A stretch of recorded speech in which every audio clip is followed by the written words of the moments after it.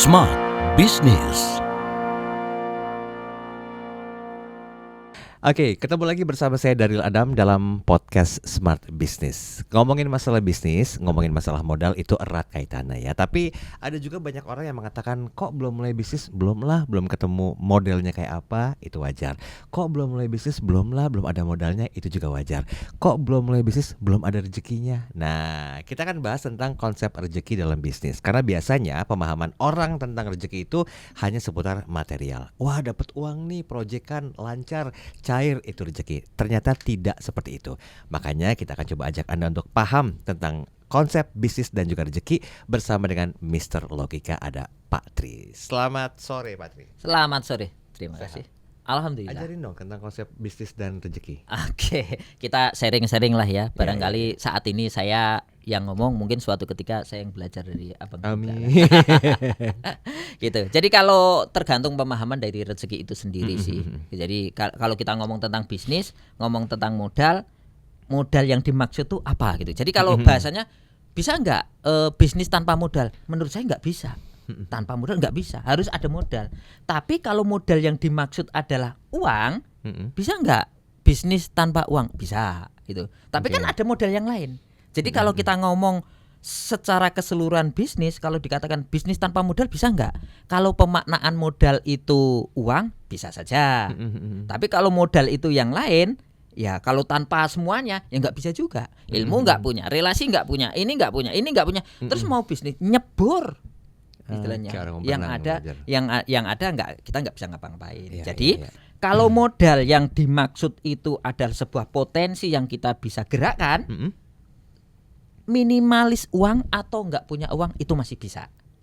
Karena menurut saya gini, bisa jadi kalau apalagi sekarang dunia sosial media ya sangat-sangat menurut saya sangat-sangat gampang kita untuk bisnis tanpa modal.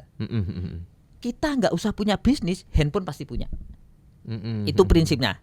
Nah, kalau handphone punya, kita bisa berselancar ke sosial media, kan gitu. Sosial media, kalau kita sedikit mau ngulik ilmunya, mau belajar, insya Allah dapat cuannya, dapat duitnya, gitu. Jadi kalau kita balik tadi, kalau bisnis tanpa modal, kalau modal itu artinya yang uang saja, ya bisa saja. Tapi kalau modal itu yang lain ya nggak bisa. Maksudnya gini, bahwa kita punya relasi, kita punya kenalan, kita punya ilmu, itu bagian dari yang disebut modal. Jadi kalau kita mulainya dari ilmu, dari relasi, menurut saya tetap bisa. Gitu. Jadi itu bisa dijalankan. Misalkan jadi kalau misalkan ada, saya belum punya uang, bagaimana memulai bisnis? Mau nggak? Mau. Tinggal cari tahu maunya itu, mau banget apa enggak. Kalau mau banget, tinggal cari tahu mau bisnis apa. Bisnis misalkan kita mau berdagang, tinggal dicari aja. Sudah ada yang pernah ngajarin itu atau menjalankan itu belum? Sudah. Siapa? Si A. Belajar pada dia. Ketemu nanti ilmunya. Di awal tadi saya mengatakan begini, kalau mau mulai bisnis itu kan katanya harus punya modal. Ada juga yang mengatakan, kok belum mulai bisnis belum ada rezekinya. Nah, esensi rezeki dalam bisnis itu seperti apa? Esensi rezeki dalam bisnis, menurut saya teman banyak itu rezeki, ketenangan itu rezeki. Ini sudut pemaknaan saja. Apa-apa yang kita maknai positif, maka itu bisa jadi rezeki. Contoh, kita dalam kondisi tidak punya uang, tapi kita bisa memaknai, oh berarti kalau saya nggak punya uang, saya bisa belajar dulu, nebeng si A, nebeng si B, nebeng si C. Jadi artinya kita tidak memaknai sebagai satu musibah.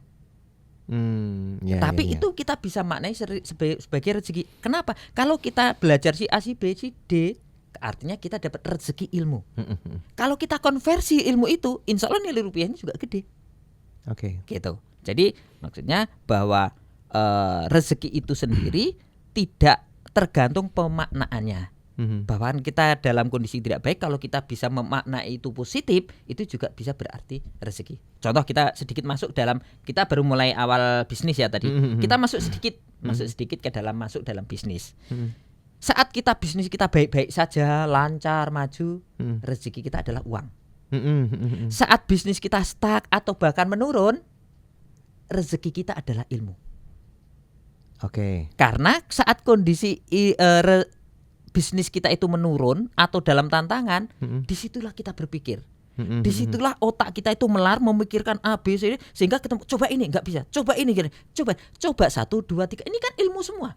Karena nggak bisanya ini kan mungkin kita temu solusi satu, kita lakukan, belum bisa untuk solusi yang ini, masalah yang ini. Suatu ketika ini akan cocok dengan solusi yang lain. Artinya kita dapat ilmu. Betul.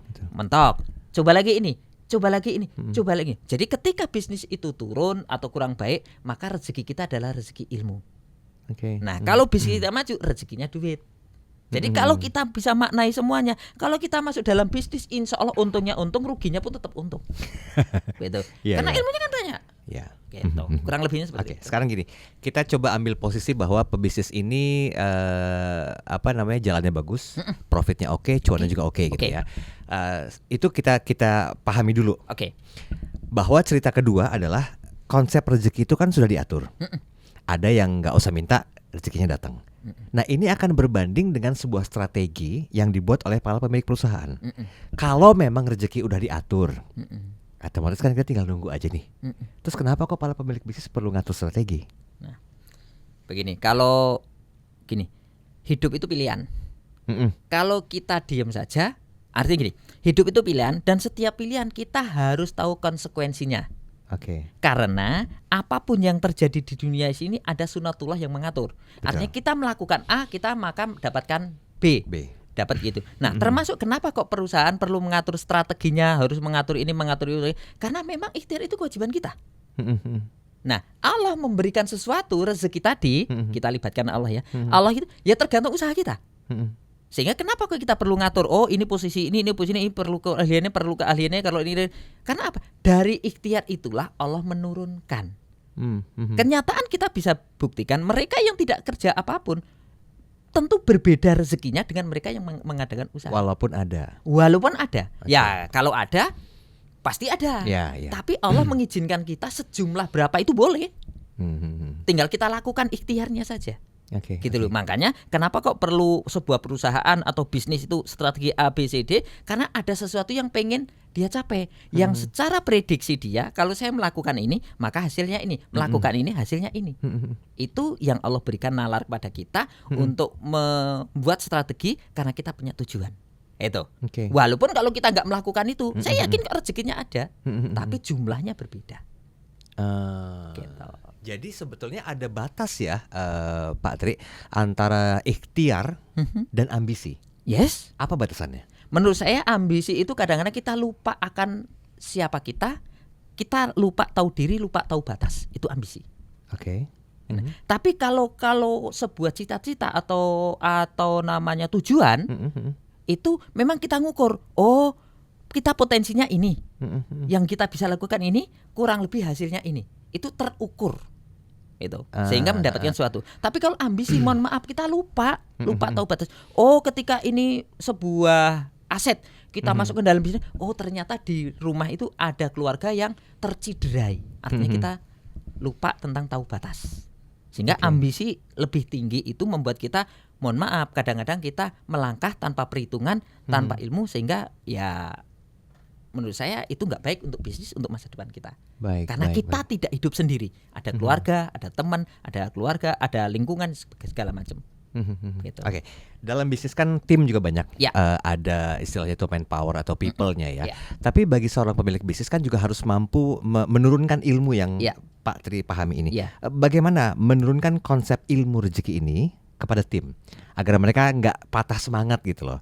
Karena banyak orang yang melakukan pembenaran, ya mungkin belum rezekinya, udahlah besok aja lah. Jadi semangat untuk juangnya tuh nggak ada gitu loh. Semangat untuk juangnya nggak ada, menurut saya keilmuannya yang perlu ditambah. Logika keilmuannya yang perlu ditambah. Contoh gini, saya sudah melakukan ini belum dapat juga. Ya udahlah, rezeki saya segini. Kira-kira begitu. Padahal kalau kita sedikit mau membuka mata, prinsipnya satu ya, apa yang kita usahakan ini di tempat lain sudah pernah ada dan itu membesar. Betul. Gitu. Betul. Kalau ini kita mau membuka, loh kok itu bisa? Kenapa nggak kita melapangkan diri, melapangkan hati, belajar ke sana? Gitu. Mbok kita belajar ke sana. Kalau saya membayangkan ya, kok ini penjualan saya sekian ya, tim saya sekian. Sementara kok di sana bisa. Kalau saya sebagai kadang ini, saya ngomong kepada karyawan, bisa jadi dampaknya berbeda kalau ada orang ketiga ngomong kepada karyawan. Iya, iya. Nah, sehingga kalau untuk menelurkan dari konsep rezeki ini, kalau ini kurangnya ini, kalau ini kurangnya ini, kalau ini kurangnya ini, sehingga kalau kita lakukan ini dapatnya ini. Itu kadang-kadang kita perlu orang lain untuk ngomong. Sehingga itu bisa dipahami oleh si karyawan atau si tim kita untuk mendapatkan. Kadang-kadang karena kita sering ketemunya itu, omongan kita itu kadang-kadang yo was gitu kayak angin saja gitu. Iya, Makanya betul. kadang-kadang kita perlu. Nah, untuk menurunkan konsep rezeki tadi, menurut saya dipahami itu hubungannya dengan spiritual juga sih menurut saya. Oke. Jadi contoh nih, ya sudahlah, itu seakan-akan mematahkan usaha kan? Ya. Dia lupa bahwa usaha itu sendiri adalah kewajiban kita. Kalau kita makna itu usaha itu sebagai kewajiban, mohon maaf, kita nggak akan putus atau patah gara-gara hasil. Karena kita usaha nih, usaha ini kewajiban, memang tanggung jawab kita untuk usaha. Allah, kita untuk usaha. Nah, kalau usaha ini menjadi kewajiban atau menjadi tanggung jawab, maka kita tidak akan berhenti gara-gara hasil. Sehingga kalau usaha ini kau lakukan ya hasilnya ya karena belum aja. Berarti kalau belum, berarti kalau karena ikhtiar usaha ini menjadi kewajiban, saya tinggal nambah ilmu. Kalau enggak usaha ini lagi, usaha ini lagi, usaha ini lagi. Gitu. Nanti akan ketemu juga. Baik, gitu. baik. Kasih tips dong untuk para smart listeners yang juga sudah mulai paham tentang rezeki dalam bisnis. Tapi kan ini kan tipis, waktunya kan juga terbatas ya. So apa yang mesti diperhatikan? Yang diperhatikan, jujur kalau kita usaha, dasari itu bahwa itu sebuah kewajiban usaha. Kewajiban ini kewajiban saya nih, supaya tidak terpengaruh hasil nanti. Hasil A, hasil B, hasil sedikit, hasil banyak, tetap kita syukuri. Karena main pemikiran utama kita ada di usahanya. Itu. Nah, setelah ini tanggung jawab, nah sadari juga bahwa kita melakukan ini memang perintah Allah. Perintah Allah. Kita berikhtiar itu perintah. Kalau kita perintah, nggak peduli nanti hasilnya seperti apa, nanti kita akan tetap lakukan ini. Nah, rumus akhirnya kalau kita melakukan pasti dapat gitu. Sehingga nanti kita tidak. Jadi gini loh, hasil itu jangan dilihat sebagai yang utama terus, tapi lihat prosesnya. Jadi improve the process itu yang harus kita lakukan. Proses A, hasilnya sekian. Pengen lebih tinggi, B, naikkan lagi. Kok masih kayak gitu? Ya saya naikkan lagi. Nanti improve the process ini akan mengikuti hasil yang membaik. Kalau hasilnya kecil, kita melihatnya di sini terus, kita nggak menghargai proses kita. Runtuhlah kita. Udah begitu kayak begini, udah enggak gitu. Tapi kalau kita lihat ini sebagai bagian utamanya adalah prosesnya, maka hasilnya sedikit syukuri. Dengan syukur itu Allah akan kunci dan Allah akan tambah. Dan itu membuat kita semangat usahanya lebih tinggi lagi. Mungkin jangan lupa bersyukur ya. Jangan lupa bersyukur. Ujung-ujungnya mau ke sana lah. Baik. Kita sudah sampai di penghujung perbincangan podcast kita kali ini. Tapi satu hal yang perlu disadari, dan ini mungkin perlu merubah paradigma, bahwa rezeki itu tidak melulu soal uang ya. Waktu yang berharga, waktu luang untuk bersama dengan keluarga, atau waktu kita enak menikmati proses bisnis adalah sebagai sebuah bentuk rezeki. Semoga pemahaman tentang rezeki dalam kontekstual bisnis ini bisa dimengerti. Kalau ada bingung, putar ulang tayangan ini hanya di podcast Smart FM. Saya Daryl Adam, sampai jumpa. Smart Business, lead you better.